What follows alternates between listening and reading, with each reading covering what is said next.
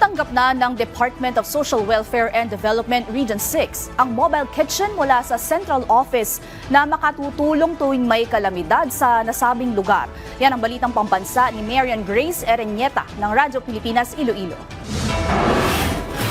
Tiyak na lalakas pa ang disaster response ng pamahalaan sa Western Visayas. Dumating na kasi sa Department of Social Welfare and Development o DSWD Field Office 6 ang mobile kitchen mula sa Central Office.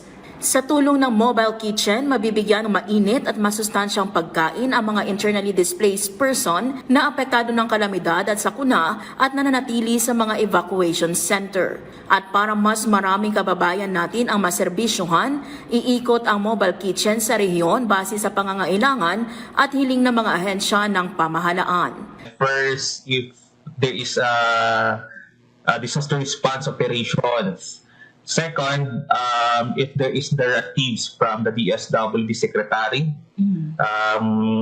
Next, if there is requests from other DSWD officers and other partner agencies.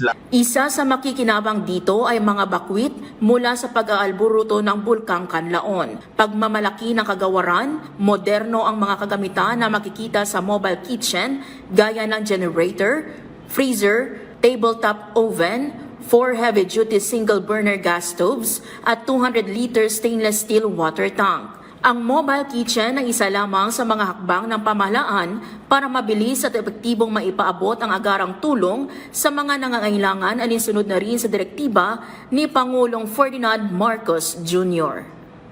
Mula sa PBS Radyo Pilipinas, Iloilo, Marian Grace Ereñeta para sa Balitang Pambansa.